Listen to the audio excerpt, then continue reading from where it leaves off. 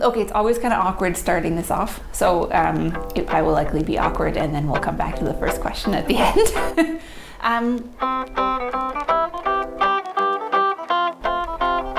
Total brain blank about where I'm going to start this. Weddings are fantastic. They're this rare opportunity to step out of the day-to-day and say to someone, hey, I kind of like you. We've been videographers in the wedding industry here on Vancouver Island for over 10 years now. And one of the most common things we hear from couples and other vendors who want to plan a sustainable event is, I'd love to, but I just don't know how. So in this series, we're going to explore how to actually have a sustainable event. And with help from vendors all over Vancouver Island and across the wedding industry, we'll talk about how to create and celebrate a sustainable wedding from the planning stages to the footprint that's left behind. From the big picture to the small details, we'll provide tips and tricks for how to get you sustainably wed.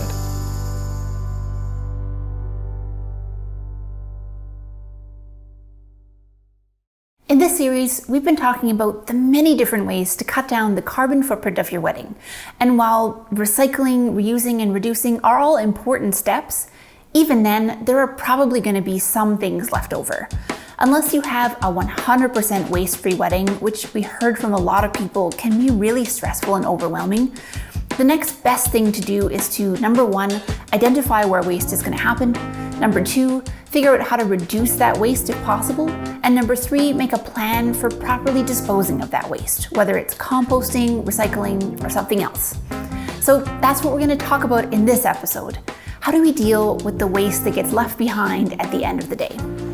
And to start that conversation, we're going to get a perspective from a planner who is actually there when that cleanup happens at the end of the night. So let's imagine this is the end of the night. The wedding has finished, the guests are leaving, the couple's already gone. What is often left over at the end of the night that couples might not think about? Okay, well, flowers are a big one. So like there's everything from like the ceremony archway, there's all your table flowers, and then there's also favors if you choose to have them. Rad is a planner at Rad Occasions, and we've already talked with her about favors in another episode of this series. So you can check out that episode for some good low-waste favor ideas. Another thing that also gets left over is all of the cans from the beverages. And at a venue like this, there's already a recycling program in place. But if you're at like a backyard wedding, you have to think about what happens to all of those containers. Right, of course, yeah. So that's also a huge thing to think about. Yeah. And then there's also like things like cocktail napkins, and if you had like menus or ceremony guides or anything like that, kind of just telling people on like individual pieces of paper, that's all going to be left over as well. Of course. Well, I love that you have a very unique perspective on this, of course, as a planner, because you are one of the few vendors who's there at the end of the night. And so you do see, you know, what does end up there.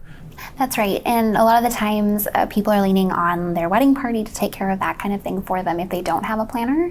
And they probably just want to get out of there at the end of the night. So things are likely to get left, more likely than not. If you've ever had to clean up after an event or party, you'll know that it can be time-consuming and there can be a lot of waste at the end of the night. Cans, bottles, napkins, favors, decor, balloons, florals, leftover food, half-finished drinks, even leftover cake, if you can believe it, and we'll talk about that in a moment. But before we do, I chatted with Natasha of Clearwater Events about how planning ahead can help you keep waste to a minimum. I come from a mindset where us simply hosting an event has an impact on the planet. So for us to be completely zero waste or waste-free doesn't really exist. So I also come from a mindset of accessibility. I would much rather a couple make a couple of small changes that they can then carry on to their daily lives after the wedding, rather than do a complete 180, make all these changes, cause an insane amount of stress, and then after the wedding, they decide this lifestyle isn't for me. And I also think, depending on the venue and some of the vendors that you've chosen, going zero waste might not be an option, right? So one thing that I've found as a challenge as a wedding planner is certain venues or certain vendors don't necessarily have the infrastructure or pieces in place for us to do a wedding 100% sustainably. So I've been to venues, for example, that don't have recycling and they've only had garbage. And when I've asked about recycling and compost, they said that hasn't been a priority for them. So we can certainly plan for those things, but if those things aren't in place, it makes our job significantly more challenging and potentially increases the budget for us to bring that in. So if you're just starting your planning, something that's good to know early in the process is who's going to actually take care of garbage, recycling, and composting. As Natasha mentioned, every vendor has a different approach and resources available for this. But just to make things more complicated, every municipality and city also has their own rules. And recycling and compost is a challenging piece as well, because from municipality to municipality, the restrictions and the policies are different. So, for example, might work in Greater Victoria, might not work in Vancouver, or might not work up north. And so really you have to work with your team to figure out what are the restrictions and guidelines in your specific region, because if you are having something outside of your local neighborhood, it might look different than what you're used to. Can planning ahead help to reduce the amount of waste that you have on the day? And what sort of things should a couple be looking at ahead of time to make that easier for them down the road? Good question. So again, more time the better. I think I've said that it allows us to be more intentional with our decision-making process, because we can think through what the lifespan of a certain product or material is from before your wedding to how does it get there to what's the lifespan after the wedding, versus, oh my gosh, we're 2 weeks from this wedding, we need to purchase X thing, now we're in the heat of the moment, now we're limited on choices, oh my gosh, what are we gonna do? More planning the better. If you take anything, the more time, the more planning the better. So one of the most obvious ways to reduce the number of cans and plastic and food waste and everything is just to have a smaller wedding, right? Invite fewer people, create less waste. And while that is true, it's not always the right solution. For a variety of reasons, having fewer people at the wedding might not even be an option for you. If you have a big family or there are cultural traditions that involve having a big celebration, cutting the guest list just might not be an option. So let's talk about some of the practical ways that you can plan to manage waste without cutting the guest list. Starting with food waste. I visited head chef JP and director of sales Heidi at Truffles Catering to talk about the practical decisions you can make with your caterer to help prevent food waste at your wedding. What steps can a couple take when they're planning, say, their menu for catering to make sure that they're reducing their food waste, reducing their footprint before they've even had their event? Definitely from our perspective, when we're executing an event, we don't want a lot of waste. Number one, it feels terrible having to get rid of it. Even that, we don't even actually get rid of the food, because a lot of times when we bring it back into the kitchen, if it's usable product, meaning that it hasn't gone out on the buffet due to food safety concerns, it comes back and it'll be used staff meal. If it's a lot, like say we've done 1,000 people or 500 people in those big conferences, even though you're very tight on your margins, those tight margins become very large when you have 500 people. Sure. And when that happens, we usually donate to Our Place. If you haven't heard of it before, Our Place is a great organization that provides support for homeless and at-risk populations in Victoria. And one thing too to keep in mind with food is that there are parameters around what you can use, if it's been out on a buffet or anything like that, or if it's been sitting out for a certain length of time. Then obviously if it's dairy, certain proteins, that won't last. So unfortunately it might end up going in the compost just because of food safety regulations. We actually do also have a lot of American clientele that come up, and they have completely different rules down there regarding donations of food. We're quite strict here in BC, obviously to protect the health and safety of everyone. So that is something also that we do keep in mind when we're thinking about donating. Another point to take away here is that some foods, from a food safe perspective, are easier to donate or keep as leftovers afterwards. And these tend to line up pretty nicely with vegetarian or vegan menu items, which also tend to have a lower carbon footprint. So it's worth talking with your caterer ahead of time about which options will lead to less food waste. An experienced caterer like Truffles can also help you figure out a bunch of other things, like should you go with a plated or buffet dinner? There are so many things to consider when you're thinking about food waste. And some people do select a plated dinner because it is one portion per person. The buffet is based on one portion per person, but it can fluctuate depending if some people eat less, some people eat more.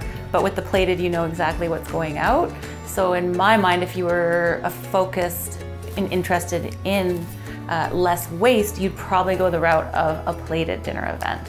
Depends on timeline. If you're starting early in the afternoon, you're having a cocktail hour, you're gonna have a little more food, then you're gonna have dinner, and then if you're at a venue that allows you to stay till midnight, you might need a little snack a little later on. But if you're there till 10, you probably don't need a late night snack, right? So there are things that we can help on the event planning side as well, that we can say, if this is your timeline, this is what will make sense. And then JP can also be a resource for us too.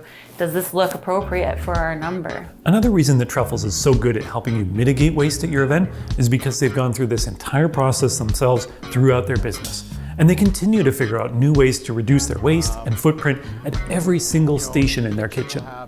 Truffles is part of the Vancouver Island Green Business Program. They're a Surfrider approved ocean-friendly business. They source local and ocean-wise certified products, and they do a lot of work with community programs to make an impact. Through their programs, they divert 95% of their waste. And JP gave us a tour of the kitchen to show this off. And they'll sort it into larger bins that I'll show you a little bit later. Okay, soft plastic, same thing. So you have compost bins, so they're bagless, so you don't have a bag. You're just dumping it right into the bin, and you can give the bin a rinse. And then they'll sort them out into here. So we'll have refundables, we'll have our compost, we'll have more soft plastics, we'll have, tin, glass, plastic in there, a couple garbage cans down there. And then when they get full, they just take them out to the bigger bins. Even the oil gets recycled and used for biofuel. Cool. We've talked a lot in this series about how small changes can have a big impact. And here's a great example of that. Did you know that the way you cut your cake can help you reduce your food waste? People see a 5-inch cake. Yeah. 5-inch cake. And I'm like, no, it's 5-inch, quite a bit taller. Absolutely. That's where people get, I think, confused about the size is the height. Yeah, because 5 inches sounds like, okay, that's a personal serving for yes. me. Yeah. Single size cake. Yeah, I'm gonna need 100 5-inch cakes. But actually, you're looking at 12 to 16 people with this. Yeah. Allison is the owner of July's Girl Cake Company and specializes in celebration cakes. And she explained that it isn't just the size of the cake that's important, it's how you cut it. Yeah, so instead of your initial urge to kind of the beautiful cut in this, you actually want to portion out about 2 inches in, go straight down, there we go, with your cutting board or plate or kind of whatever you've set aside for this. Ooh.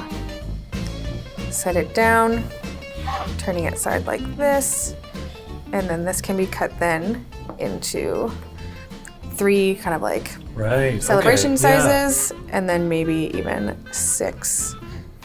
Oh this yeah, way. of course, yeah. And so that's a great size piece for somebody. Yeah. But what are the flavors again?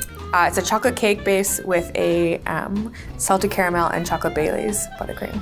Is this something that I can sample? I'm by all means, please. I Well, okay. would love you to. if you insist, Yes, then I please. suppose I probably should. But, just incredible. So how long does it actually take to make a cake like this? So it is kind of hard with,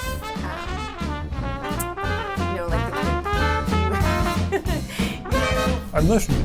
make it. I won't make you watch me eat the rest of that cake, but I hope you can tell just by looking at it that it was delicious. By the way, I know we've been talking about reducing waste in this episode, but I should mention that Allison also uses local, seasonal ingredients in her cakes, which includes making her own preserves from local berries that she picks herself. Now, no matter how well you cut and plan for your cake, you might still have some leftovers. So this is another important spot to think ahead. Providing takeaway containers could be a great idea because leftover cake is pretty awesome.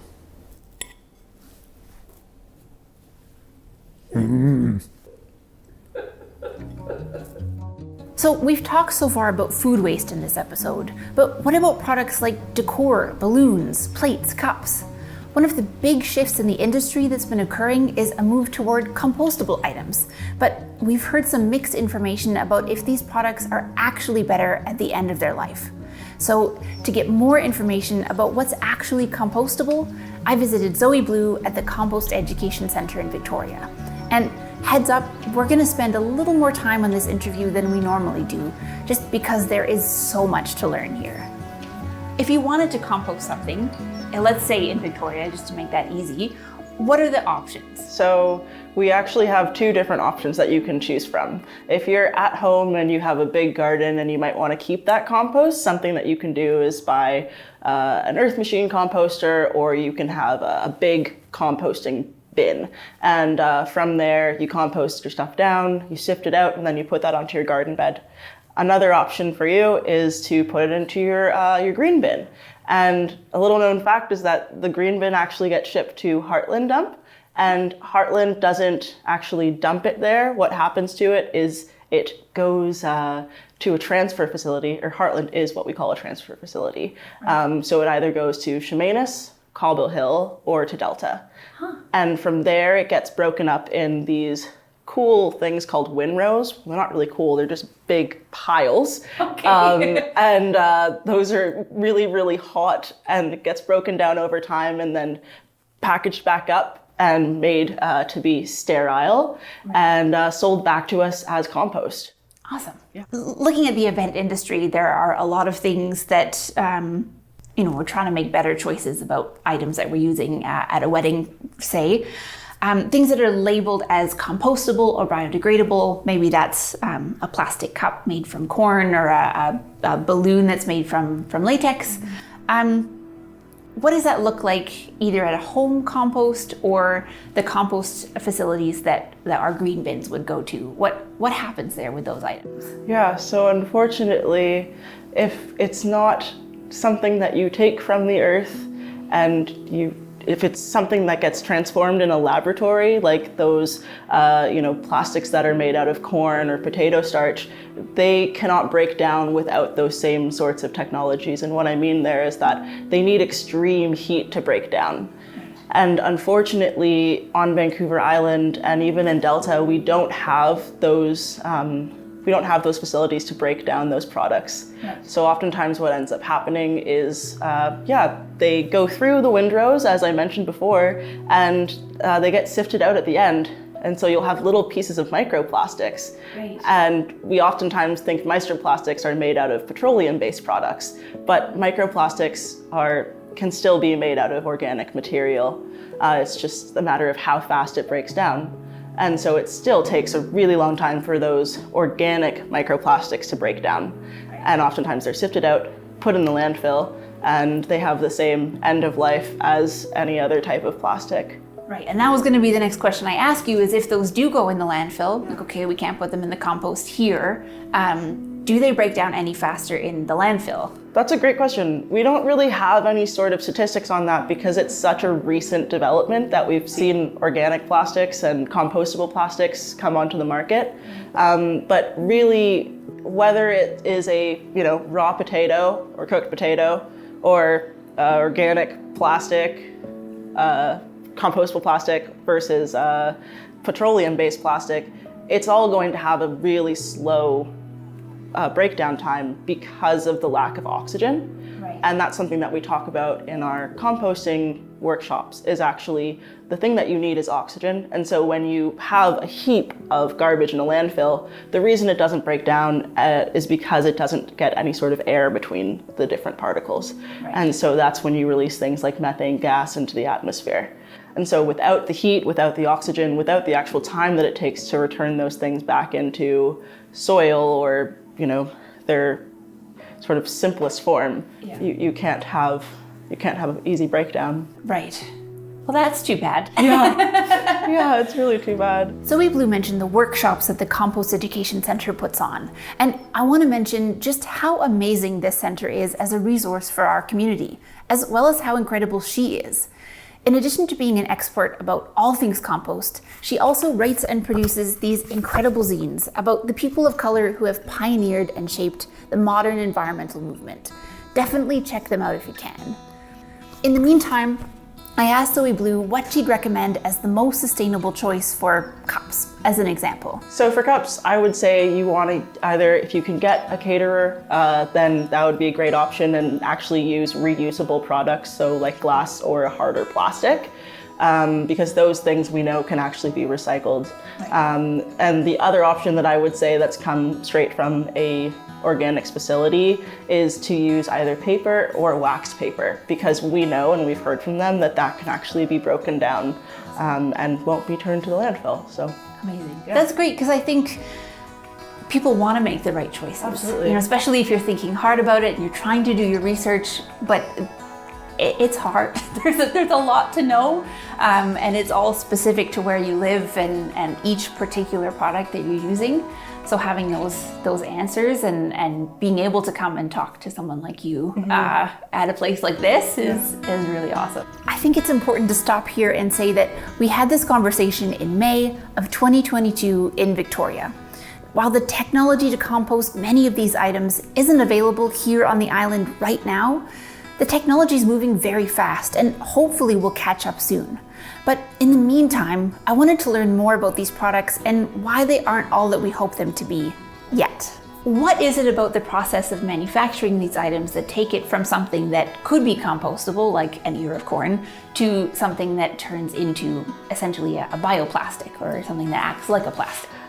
So if you think about petroleum and you think about petroleum-based plastics, those are also naturally derived, and they have been modified over time to be indestructible and very resistant to breaking down. The same thing has happened to corn. I've even seen leather made out of mango, and so basically it is a way of mixing organic materials with adhesives. So it could be a plastic-based adhesive, it could be a naturally derived adhesive, and bonding it so that it is resistant to things like heat and time, which is essentially the same thing that they've done to petroleum-based plastics, to be resistant to heat and time. And so the catch-22 is it is an organic material. However, it does not break down the same way that we would see peppers break down or potatoes or corn break down when they're just grown up in the ground. We cook them and then we put them into our composters. And that's the real difficulty there. Gotcha. And I can see where there are some plus sides to those alternative products in that the extraction of those resources is maybe a little bit less resource intensive. But when you think about the end of life of that product, it ends up being kind of similar. Absolutely. And I think the great thing about those products, about bioplastics, is that it's actually getting to the heart of the matter, which is food waste. A lot of the time it's being made out of materials like corn, mangoes, like I said, potatoes, that, there might be a huge excess and the grocery stores might not want to sell them to neighborhoods because they are ugly. So they could be made into something else. And that's really wonderful. But again, end of life and us not being able to dispose of them in a way that's actually going to be sustainable, that's going to stay out of our oceans, out of our waterways, and out of the landfill is something that we're facing right now. Yeah. And that makes a lot of sense, I think, looking at that as a single-use item, no matter what it's made of, is still single-use. And so the ideal scenario there would be these alternative products, but looking at a longer lifespan for them. Absolutely. So even if it's a harder plastic cup that's made from a better source than petroleum, making that something that's reusable rather than single-use. And I think that's something that's really important for consumers to stay critical of. If it's single use, it will always be single use. And unfortunately, that should sort of be an indication to people that it might say organic or compostable, but it's still, going to have a very short lifespan.